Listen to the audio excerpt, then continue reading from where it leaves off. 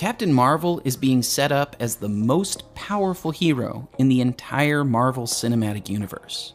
And as hard as that is to believe, it could actually be true. From what we know so far, Brie Larson will play the Carol Danvers incarnation of the character. First introduced in 1968, she's part human fighter pilot, part Kree warrior, incredibly strong, and possesses the power to absorb and control the energy from stars. This means she can do this. That's a photon blast. This. And this.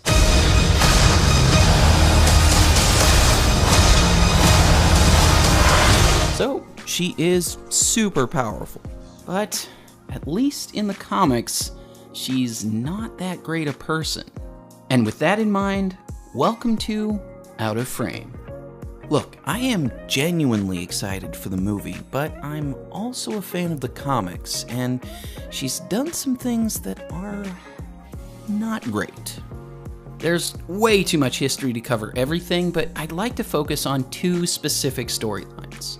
Civil War, on which the Captain America movie was loosely based, and Civil War II, which hasn't yet made its way onto the big screen. In Civil War, the first one, the plot follows a similar line to what we saw in the movie. After an alien attack, a Hulk rampage, and a botched rescue attempt, resulting in a number of innocent lives lost, the government passes the Superhuman Registration Act. The bill requires all superpowered individuals to reveal their secret identities and become registered employees of the federal government. We covered why this is a very bad idea at length in our episode on Captain America: Civil War. But in the comic version, Captain Marvel sides with Iron Man against Captain America and plays a pivotal role as not only a supporter of registration, but also as one of the law's primary enforcers.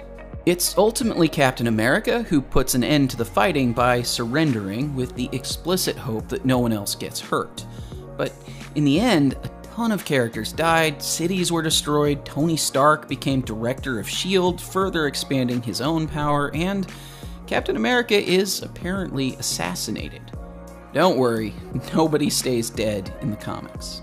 But we're talking about Carol Danvers. And as far as she's concerned, that's nothing compared to what happens next, because Civil War II is centered almost entirely around Captain Marvel. Following the events of the first series, Danvers is now commander of Alpha Flight, which has the mission of protecting Earth from alien threats.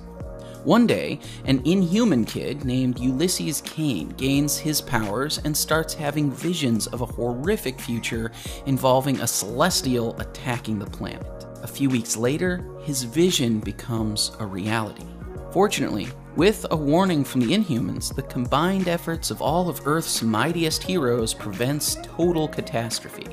After things calm down, Ulysses is revealed to be the source of the information that saved billions of lives. This kid is essentially a one-man version of the clairvoyant triplets in Minority Report, or so it appears. Moments later, during his first meeting with Captain Marvel, Ulysses has another vision. This time, he sees Thanos returning to Earth.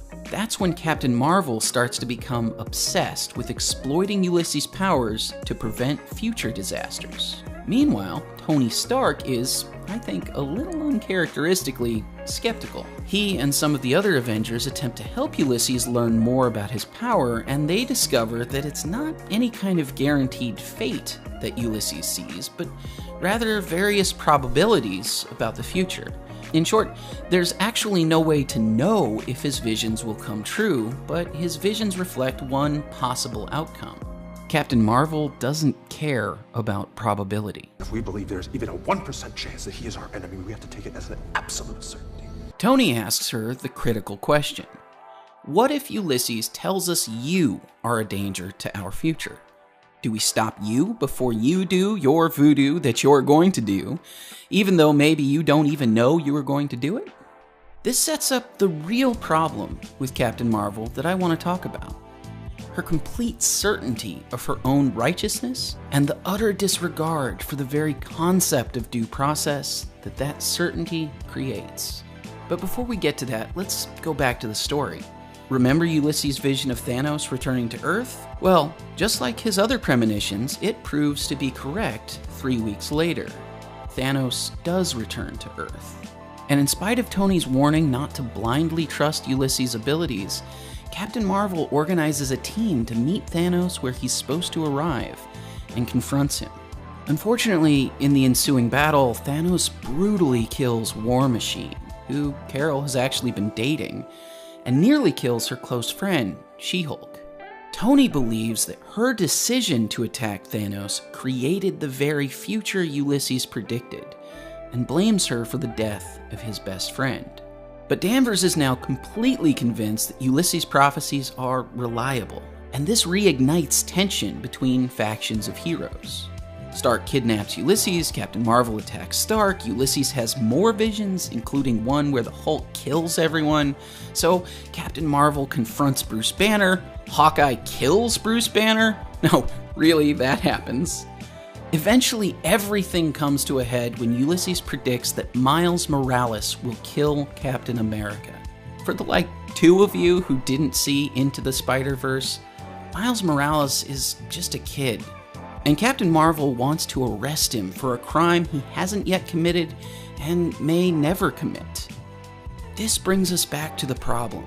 Carol Danvers is consistently willing to toss aside every legal and ethical standard of due process, including its most basic foundation, the presumption of innocence, in her quest for security.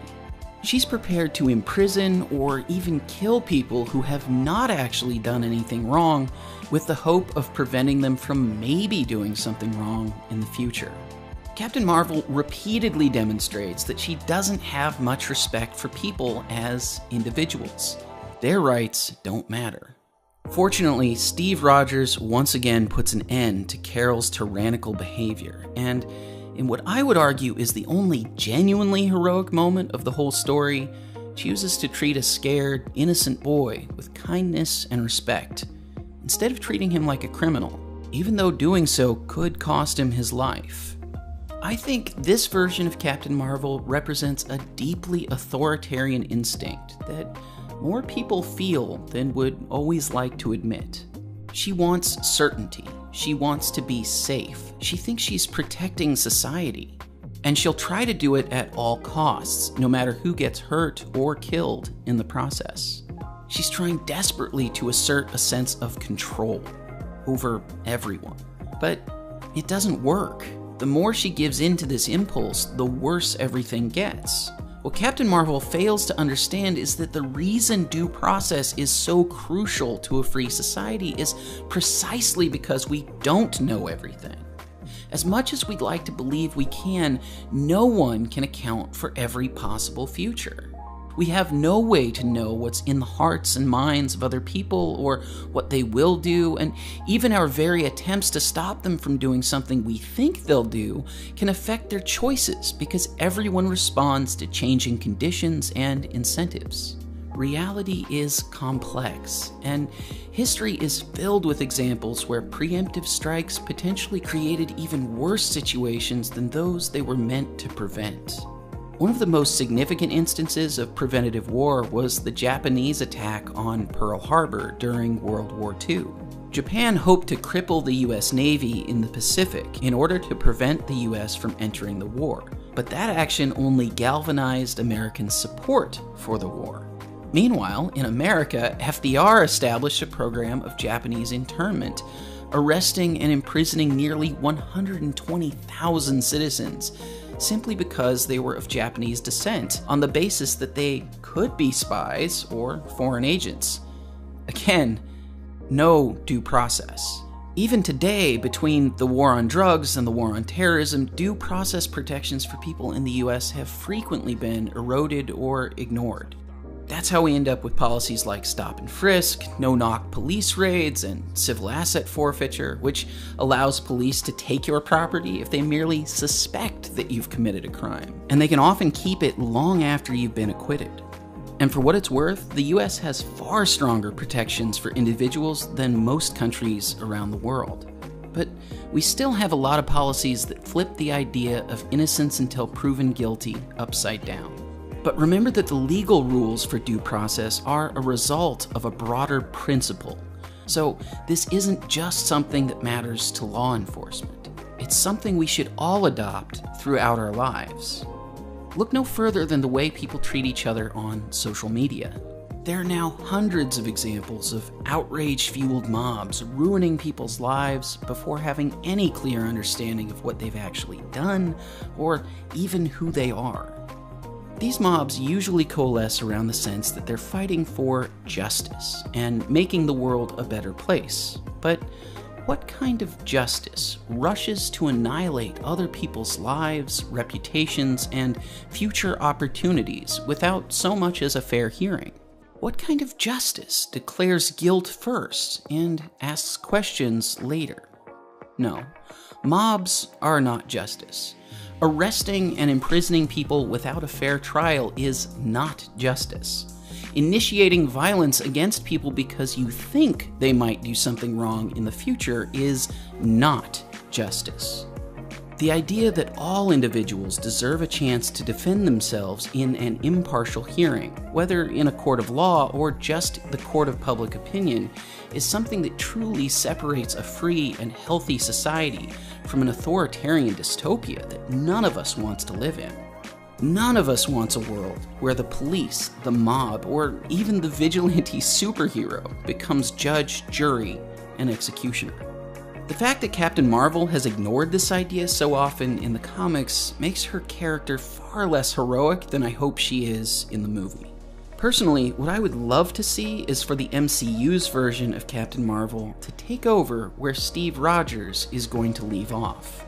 She has the potential to be the ethical and moral center of Phase 4, and without Captain America, that's a role that will need to be filled. So it's not too late for Carol Danvers to become the hero she really should be. And it's not too late for us either.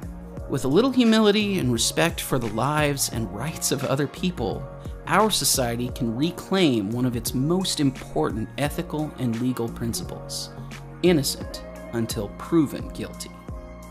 Hey everybody, thanks for watching this episode of Out of Frame. If you're interested in learning more about Fee's perspective on maintaining the legal and ethical principles of a free society, we have a ton of articles and ebooks on the subject, plus we host seminars and events all over the US throughout the year, including our flagship conference, FeeCon. FeeCon is an awesome 3-day experience featuring inspiring speakers on topics like economics, political philosophy, public policy, entrepreneurship, and creativity. You can learn more about the conference and register to attend at feecon.org. Hope to see you there. And please, don't forget to check out fee.org/shows for all the other content we're producing each week, and go ahead and like and subscribe to @FeeOnline on YouTube, Facebook, Twitter, and Instagram. See you next time.